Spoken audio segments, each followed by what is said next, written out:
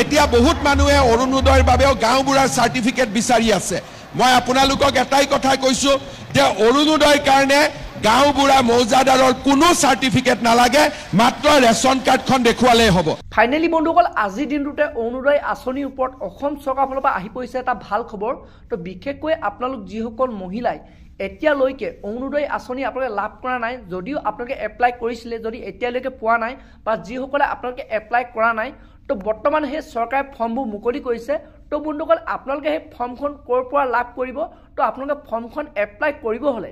আপোনালোকক কি ডকুমেণ্টছ লাগিব আৰু যিসকল লোকৰ ৰেচন কাৰ্ড নাই তো সেইসকলে এই ফৰ্মখন লাভ কৰিবনে নাই তো তাৰ ওপৰত আমাৰ মুখ্যমন্ত্ৰী ডাঙৰীয়াই আজি এটা ডাঙৰ ঘোষণা কৰিছে যে আপোনালোকে ফৰ্মখন ক'ৰ পৰা ল'ব লাগিব আৰু আপোনাৰ ফৰ্মখন এপ্লাই কৰোঁতে কি আপোনালোকৰ নথিপত্ৰ লাগিব আৰু লগতে যিসকল মহিলাৰ ৰেচন কাৰ্ড নাই তো সেইসকলে এই ফৰ্মখন কেনেধৰণে লাভ কৰিব পাৰিব তো বন্ধুসকল যোনটো নেকি মুখ্যমন্ত্ৰী ডাঙৰীয়াই ঘোষণা কৰিছে তো মই সেই ভিডিঅ' ক্লিপটো আপোনালোকক অলপ দেখুৱাবলৈ চেষ্টা কৰিম তো বন্ধুসকল আপোনালোকে সেইটো কাৰণে ভিডিঅ'টো একেবাৰে স্কিপ নকৰাকৈ আপোনালোকে চাই থাকিব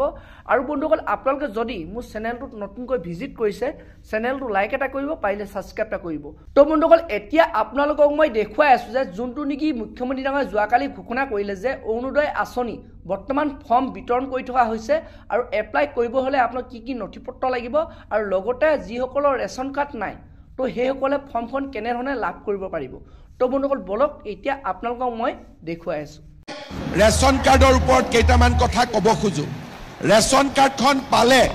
আমাৰ কি লাভ হয় প্ৰথম এই মাহৰ 15 তাৰিখৰ পৰা 28 তাৰিখলৈকে আমি অৰুণোদয় আঁচনিৰ নতুন হিতাধিকাৰী নিৰ্বাচন কৰি আছো অৰ্থাৎ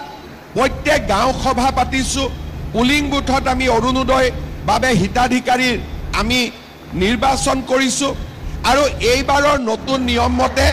অৰুণোদয় আঁচনি পাবৰ কাৰণে আমাৰ ঘৰত এখন ৰেচন কাৰ্ড থাকিব লাগিব এতিয়া আজি যিসকলে ৰেচন কাৰ্ড পালে তেওঁলোকে এতিয়া নিজৰ নাম অৰুণোদয় আঁচনিৰ বাবে গাঁও সভাত তেওঁলোকে দিব পাৰিব যদি ৰেচন কাৰ্ড নাথাকিলেহেঁতেন তেওঁলোকে অৰুণোদয় আঁচনি নাপালেহেঁতেন সেইকাৰণে আমি ততাতয়াকৈ যিসকলৰ ৰেচন কাৰ্ড নাই তেওঁলোকক আমি ৰেচন কাৰ্ড দিয়াৰ ব্যৱস্থা কৰিলোঁ যে মোৰ বাৰ্ষিক উপাৰ্জন 4 লাখ টকাতকৈ কম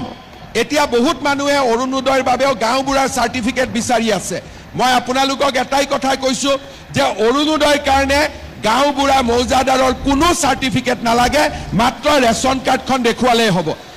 কোনোবা জাগাত চাৰ্টিফিকেটৰ নামত 30 টকা লয় 50 টকা লয় 100 টকা লয় এইবিলাক মই ভাল নাপাওঁ আৰু সেইকাৰণে আজিৰ সভাতে মই কৈ দিছোঁ যে ৰেচন কাৰ্ড থাকিলে কোনো গাঁওবুঢ়াৰ আমাক চাৰ্টিফিকেট নালাগে কোনো মৌজাদাৰৰ আমাক ইনকাম চাৰ্টিফিকেট নালাগে এতিয়া খুজি আছিল নেকি ইয়াতে আজিৰ পৰা আপোনালোকক নালাগে তেনেকৈ পাব শ্ৰদ্ধা ৰাইজ এতিয়া মই আৰু দুটামান কথা ক'ব খোজো আপোনালোকে জানে যে অৰুণোদয় আঁচনি আমি 2019 চনত আৰম্ভ কৰিছিলোঁ প্ৰথম 830 টকা দিছিলোঁ আৰু 20 লাখ পৰিয়ালক আমি দিছিলোঁ তাৰ পিছত চৰকাৰ আহিলে প্ৰথমতে 1000 আৰু কোভিডৰ কাৰণে 250 টকা যোগ কৰি আমি 1250 টকা দিলোঁ কোভিড শেষ হৈ গ'ল কিন্তু কোভিডৰ টকাটো এতিয়াও আমি কাটা নাই যেনেকৈ আছিল তেনেকৈ থাকিলে তাৰ পিছত আমি কি কৰিলোঁ 20 লাখৰ পৰা 27 লাখ পৰিয়ালক আমি অৰুণোদয় দিলোঁ এইবাৰ এই যিটো অৰুণোদয় পষেক চলি আছে এই পষেকত আমি অৰুণোদয় পোৱা মানুহৰ সংখ্যা 27 লাখৰ পৰা পোনে 40 লাখলৈকে আমি বৃদ্ধি কৰিম অৰ্থাৎ যদি ঢকুৱাখানা সমষ্টিত আগতে 22,000 পৰিয়ালে অৰুণোদয় পাইছিল এতিয়া 29,000 30,000 পৰিয়ালে অৰুণোদয় পাব যদি আমাৰ লখিমপুৰত 22,000 পৰিয়ালে অৰুণোদয় পাইছিল এইবাৰ 29-30,000 পৰিয়ালে অৰুণোদয় পাব নাৰায়ণপুৰত বা বিপুৰীয়াত আগতে যদি বা ৰঙানদী নাওবৈচাত আগতে যদি 22,000 অৰুণোদয় পাইছিল এইবাৰ 30,000 পাব যদি কোনেও নিজৰ ভিতৰত খেলিমেলি নকৰে ৰেচন কাৰ্ড থকা